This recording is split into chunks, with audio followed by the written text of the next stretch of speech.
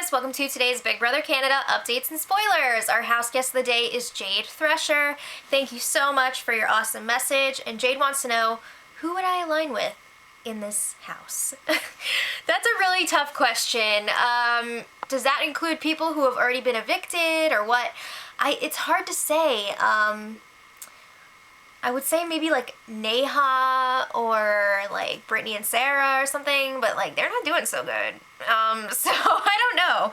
I wouldn't really want to align with the guys because I feel like they don't care about the girls, and I feel like it's really sad, but the only girls that I see making it really far in this game are like Ashley and Peely, who are just gonna like hang out all summer. So, well, it's not the summer, all spring. So that kind of sucks. But I don't know. Who would you guys align with in the game? Let me know. Alright, so yesterday I mentioned they had the Power Veto competition and the winner was Bruno, but now we have some details. So it was a tennis theme and it was some sort of like knockout competition, and I guess it got like really ugly because everyone ganged up on Johnny and he really didn't have a chance at all in this competition, so it was really sad, and like it was bad enough that like everyone felt really bad about it, so that sucks. But it kind of put like a on the house. So now that Bruno has the power veto, is this like a fail of a twist? Because you know they have that veto twist this week, and I'm assuming that Canada voted for the double veto. We'll find out soon. But I mean, unless he gets the forced veto, which I feel like he's not going to, I don't think it's going to be used at all. I mean, Bruno told Bobby right after the competition, I'm not going to use the veto. Johnny's going this week. It's an easy week. If I collected a penny for every time they said easy week yesterday, I would have like at least 10 pennies. It's a big deal. But yeah, they're like, oh, it's easy week, Johnny's going, bye. So Jordan and Kevin were chatting in the storage room, and they're like, oh yeah, power veto went perfectly. It was awesome. And now Jordan is like, well, I'm kind of worried that Johnny is going to reveal the Hexagon Alliance, because now that he didn't win the power veto, he's going to be really desperate to stay any way he can. So Jordan is like, we need to make Johnny feel safe, at least until after the power veto, when Bruno doesn't have any more decisions to make. So Jordan and Zach were talking to Johnny, and Jordan's like, oh man, buddy, sorry about that POV. I think we can get those votes for you, though. Johnny doesn't seem very convinced, nor should he. He's like, yeah, getting 5 votes is going to be really tough. And he's extra discouraged because his own allies, Brittany and Kevin, were going after him in the power veto competition. I could get Sarah going after him because like she's on the block too, but Kevin and Brittany were going after him. That's really messed up. So Jordan and Zach tell Bruno about this whole plan to make Johnny feel safe. They're like, don't be alarmed, like we're just trying to make sure he's good. That would be an immediate red flag to me. Like, why do you feel like it's so important to make this person feel safe? Are you hiding something? But then Bruno's like, yeah, it sounds like a plan. So they talk about next week's target, and Bruno's like, yeah, let's go after Kevin. And Jordan and Zach are like, yup, let's do that. But we know they're hardcore gunning for Bobby next week. What's Bruno gonna say then? So Johnny has started his campaigning. He was talking to Bruno because he's got the power veto, and he wants him to use it on him. So he brings up like a potential girls alliance, and he's kind of like selling out Sarah and Brittany, his own allies, and he's like, yeah, the girls might be working together, blah, blah, blah. Tell him about Jordan and Zach. Come on, give him something he can freaking work with, Johnny.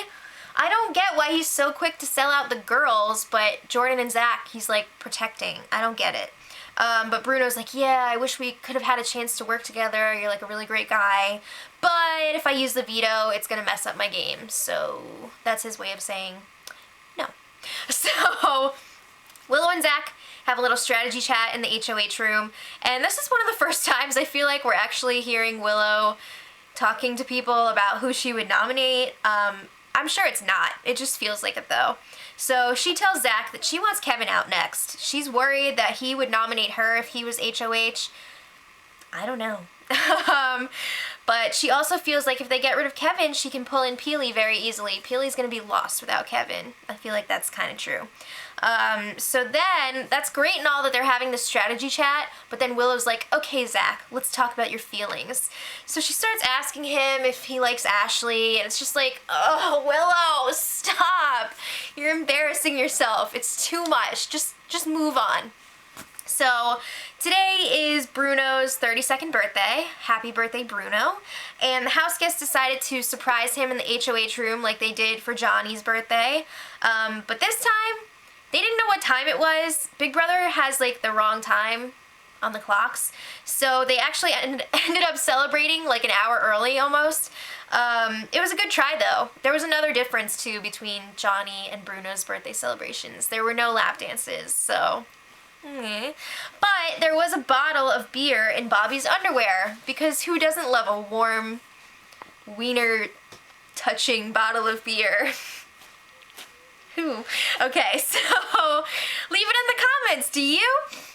So Jordan and Kevin have a chat in the backyard, and Jordan is like, man, you should probably talk to Johnny about that power veto competition, because I think his feelings are really hurt that you went after him like that. And Kevin's like, what does it matter? Like, he's going home this week anyway. Who cares? What?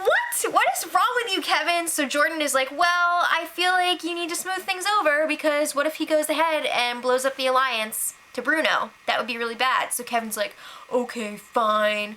So then they're talking about next week, and Jordan is like, maybe we should take out Bruno before we take out Bobby. Because Bruno's pretty much the brains of that operation. He's very, very likable. And Jordan is pretty much always calling Bobby an idiot. Like, always. And as I pointed out yesterday, Bobby actually makes some pretty good observations every once in a while. So I feel like both of them would be good to get out. But I think Bruno would probably be the best bet, just because he's so darn likable.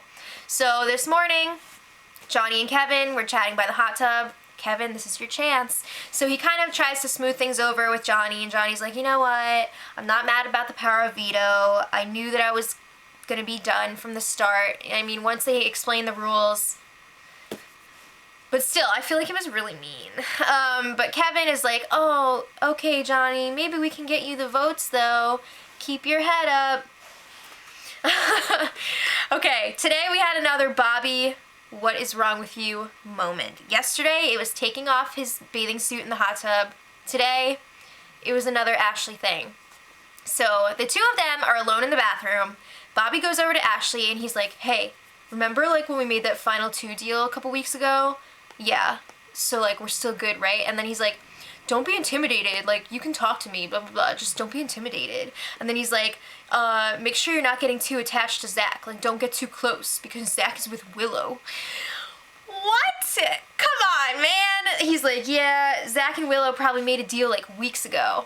Do you really not read people at all? Come on. So Ashley was, like, really pissed about it. She was telling Zach about what happened, and Zach was like, Bobby's not gonna be around for the final 2. So that's gonna fuel Zach even more to get rid of Bobby. Crazy.